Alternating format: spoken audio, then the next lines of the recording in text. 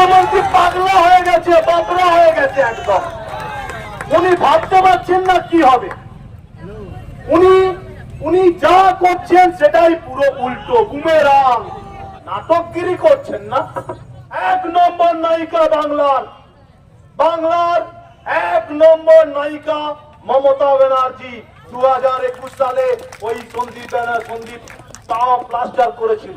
এই হসপিটালের সুপার সন্দীপ ঘোষ এক নম্বরের মমতার চটি চাটা কুত্তা, এক নম্বরের। আমার বয়স আজকে 41 বছর। আমি জীবনে দেখিনি যে মুখ্যমন্ত্রী নিজে প্রতিবাদ করছে, নিজে একজন শাসক দলের মুখ্যমন্ত্রী, স্বাস্থ্যমন্ত্রী এবং পুলিশ মন্ত্রী, উনি কার কাছে দাবি জানাচ্ছেন? উনি বলছেন কি আমরা জাস্টিস চাই। আরে কে কার কাছে চাইছো? তুমিই তো সব। তুমি পুলিশ মন্ত্রী অর্ডার করো, তুমি স্বাস্থ্যমন্ত্রী অর্ডার করো, তুমি মুখ্যমন্ত্রী অর্ডার করো। নাটকগিরি করছেন না। আগে আমরা বলতাম আমরা বাঙালি, আমরা গর্বিত। এখন কি আমরা সেটা বলতে পারবো?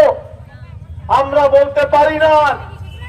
আমরা যতই আমাদের পূর্বপুরুষদের নাম আমরা স্মরণ করি না কেন, স্বামী বিবেকানন্দ থেকে শুরু করে, নেতাজি সুভাষচন্দ্র বোস থেকে শুরু করে, রবীন্দ্রনাথ ঠাকুর থেকে শুরু করে, এখন কিন্তু তাদের নামে আমরা আর বলতে পারি না। আমরা বলতে পারি না আমরা গর্বিত, আমরা বাংলার মানুষ। এমন আমাদের একজন স্বাস্থ্যমন্ত্রী হয়েছেন। একটা ঘটনা ঘটেছে 9 তারিখ, সেটাকে রাতারাতি কিভাবে ধামাচাপা দিতে হয়।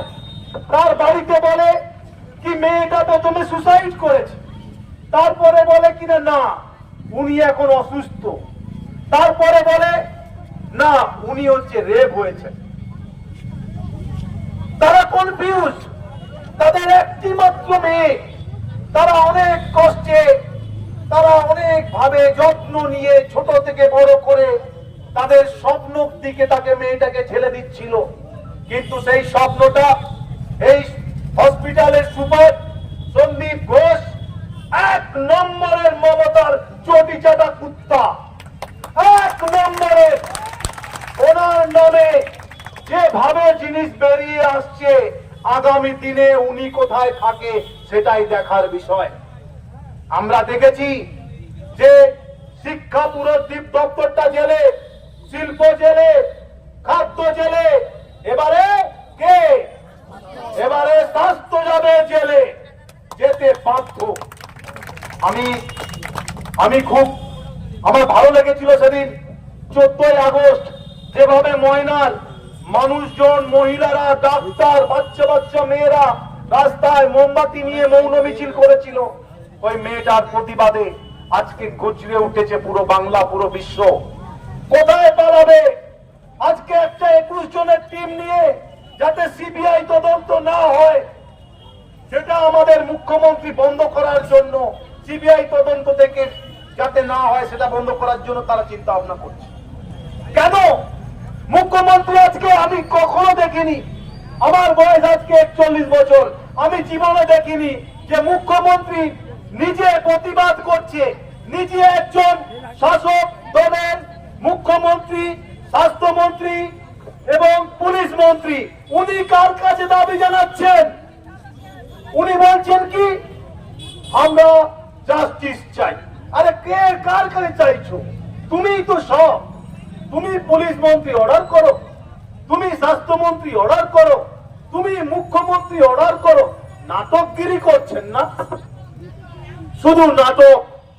এক নম্বর নায়িকা বাংলার এক নম্বর নায়িকা মমতা ব্যানার্জি 2021 সালে ওই সন্দীপ তাও প্লাস্টার করেছিল, যেটাতে নন্দীগ্রামে কিছু হয়নি। পা ভেঙে হুইল চেয়ারে গিয়ে 2021 সালে বাংলার মানুষের মা বোনদের থেকে আপনি ভোট নিয়েছিলেন। আজকে সেই মা বোনদের উপরে যেভাবে অত্যাচার করছেন, যেভাবে খুন করছেন, সেটা আর সম্ভব নয় আগামী 26-এ। আজকে একটা মহিলা, একটা বাচ্চা মেয়ে সে মারা গেছে, আপনি শোক পালন করবেন না। আপনি কি পালন করছেন? আপনি পালন করছেন 14ই আগস্ট আপনাদের চিরাচরিত ওই শশী পাঁজাকে নিয়ে আপনারা একটা 3000 বিরিয়ানি অর্ডার দিয়ে আপনারা পালন করছেন কি কন্যাশ্রী দিবস। আরে কন্যাশ্রী দিবস কি করে পালন করবেন? একটা কন্যা তো অলরেডি মারা গেছে। কিন্তু না, আপনার আয়োজিত প্রোগ্রাম আমাকে করতে হবে, এটা বাংলার মানুষ দেখছে।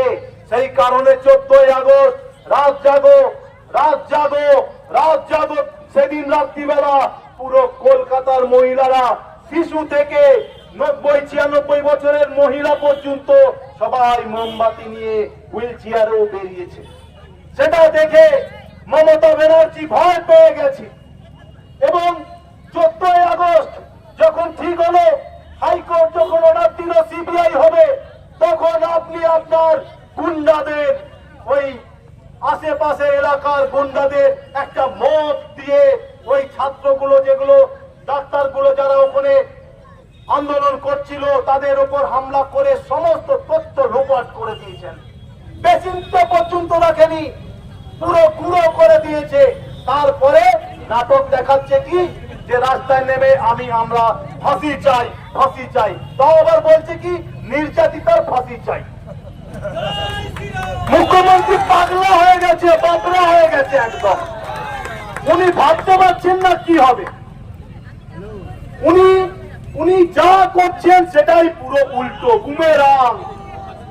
তাই ভারতীয় জনতা পার্টির সকল কার্যকর্তাদের আমার অনুরোধ, আমাকে এক্ষুনি উত্তম বলেছিল যে আপনি একটা ডেট দিন, বুথে বুথে বুথে বুথে সমস্ত লোককে ফ্ল্যাগ ছেড়ে দিন। ফ্ল্যাগ লাগবে না, উইদাউট ফ্ল্যাগ বাংলা বাঁচাও আন্দোলন করতে হবে, বাংলা বাঁচাও আন্দোলন করতে হবে। এক্ষুনি একটা বাচ্চা মেয়ে একটা গলায় ব্যানার ঝুলিয়ে রেখেছিল, সে বলছে তাতে লেখা আছে বড় বড় করে যে 71 দেখিনি 2024 দেখলাম। একটা 8 বছরের হয়তো বাচ্চা, সে দেখলো। আমরা কোন রাজ্যে বসবাস করছি আপনারাই বলুন। তাই আগামী দিনে আমাদের এই লড়াই চলবে এবং এই সরকার, আমরা বরাবরই বলি যে মহিলা এবং ছেলে পুরুষ পৃথিবীতে সবার সমান অধিকার, 50-50। কিন্তু এই সরকার, মুখ্যমন্ত্রী নিজে একজন মহিলা, উনি বলছেন কিনা মহিলাদের যে সন্ধ্যের পরে আর কাজ করা চলবে না, কারণ উনি সেফটি দিতে পারছেন না। তাই উনি যখন সেফটি দিতে পারছেন না, তাহলে আমাদের একটাই দাবি, দফা 1 দাবি 1, দফা